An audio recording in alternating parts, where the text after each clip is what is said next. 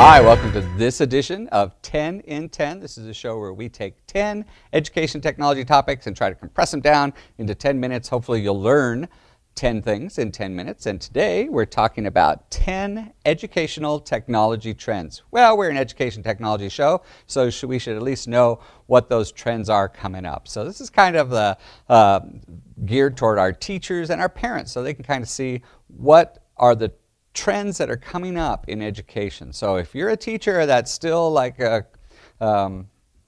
reluctant to use technology, you need to hop on that train because the train has left the station, it's barreling down the tracks, and these are the new top 10 education technology trends. Some of them you may have seen before, but some might be absolutely new to you. So let's go ahead, and this was actually inspired by a blog by Katie Leppy on edudemic.com, and this is another reason why you need to read blogs so that you can get the information about what's going on in not only education technology but also in whatever you're teaching. There's a blog for whatever you do, and so I want to thank Edudemic for having that up there for us.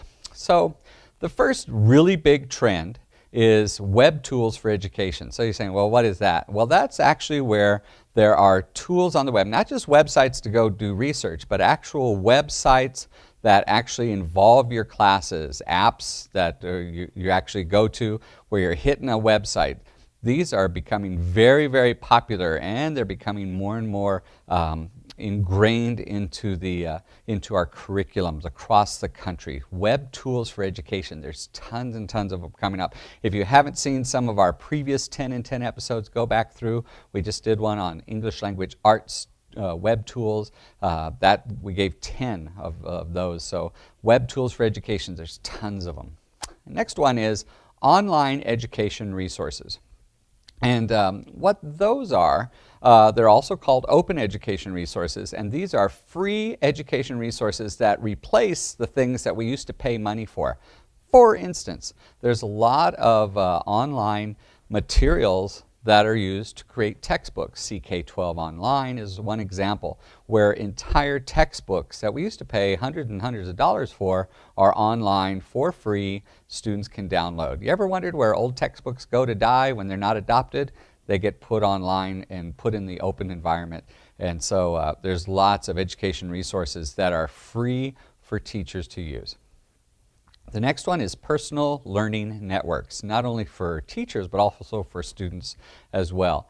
If your personal learning network, if the people that you're getting information from is limited to your campus, then you need to start expanding that. Your conversation needs to go worldwide, and you have to move from just having a personal learning community or a professional learning community of just your local people to a professional learning network of the world conversation. You'll notice that in many of these 10 in 10 programs, I cite blogs or I cite resources that are not in EPISD or they're not in the El Paso community.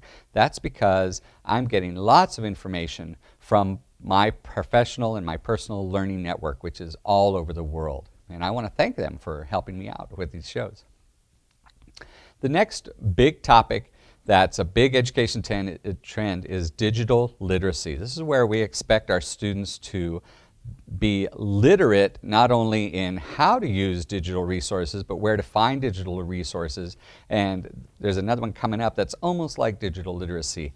But digital literacy is kind of an all-encompassing phrase that talks about where our kids should find information, how to behave online, all those kinds of things, how to, we talk about cyberbullying a lot. Well, what happens when you see cyberbullying? What happens when you, what are the proper ways to answer online? Should you always be anonymous online?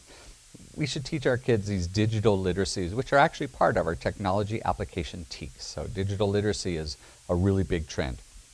Another big trend that's coming down the pike is called blended learning. If you haven't heard this topic, blended learning is a combination of face-to-face online, face-to-face learning like we traditionally do in a classroom, but we mix that with online learning. So part of the class is face-to-face. Another part of the class is online, and it can be any combination. It can be you meet face-to-face at first, you do the whole class online and then meet at the end, or some combination in between where you face-to-face, do a little online, face-to-face, do a little more online. Those are all part of the blended learning experience, and these are changing the way that campuses, not only at the university level, but also at the K-12 level are being done. Our next one is social media in education.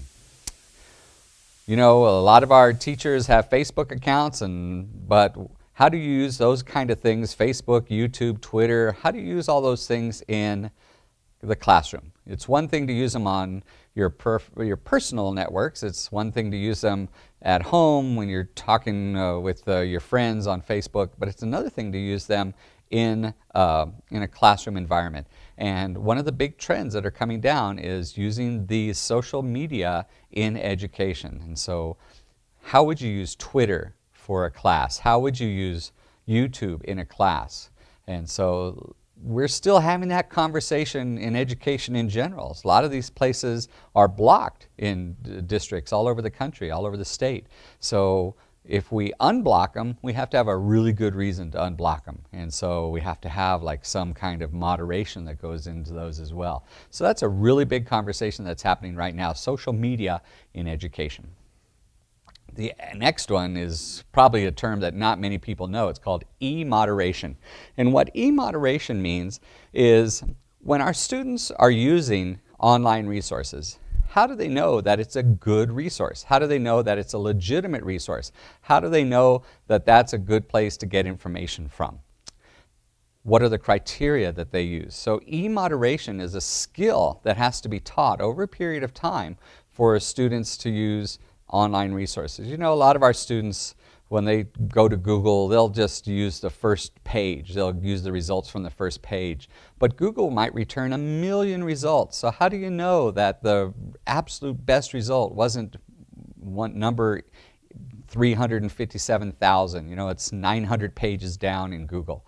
So our students need to learn how to look at those resources and see if, first of all, if they're legitimate resources. Second of all, do they have good information? How do they know that? It's the same type of skills that we use when we teach them when they're looking at books to do research. Same thing, same type of thing happens on the internet. The only difference is on the internet there's a lot more information than you could find in a typical library. Next really big trend, which is happening in most districts, is mobile learning, where we're actually taking the devices with us instead of us going to devices. You know, for years and years and years, it was always the students going to the device. We would go to the lab, we would go to the center where there was some static device like a desktop sitting on desks. But those days are numbered and those days are almost over. Tablets and laptops and smartphones and bring your own device type things have all shifted that conversation to mobile learning. So how do we use those devices in a classroom for when for years we were brought up, we take the kids to the lab, for instance. So mobile learning, really big trend in education, and that one's not going away. Another one that's very interesting that I think is going to be taking off here real soon are digital games in education. And I don't mean things like Grand Theft Auto 15 in education. These are games that are designed specifically to teach specific topics in education. So there might be games that look very, very similar to the kind of games that would show up on a student's Xbox or a PlayStation, but these games typically are online and they're used to teach education topics. You know, the one that I can remember that we just talked about in another episode was called Inanimate Alice. And so there's some great online games that teach teach some education topic, and what's really cool about them is that they look and feel just like those games that our kids are using at home. Of course, most of us know about interactive whiteboards. This is a trend that's still alive, but what's interesting about interactive whiteboards is that they're merging with our mobile devices so that the mobile devices are actually becoming the interactive whiteboard. And so when we talk about interactive whiteboards, what we're actually talking about is where the student goes up to some device and interacts with it. But now the device can actually come to their students because there's like lots of these on iPad, for instance. So let's go to those last 10. Web tools for education, online education resources, professional learning networks, digital literacy, blended learning, social media, email.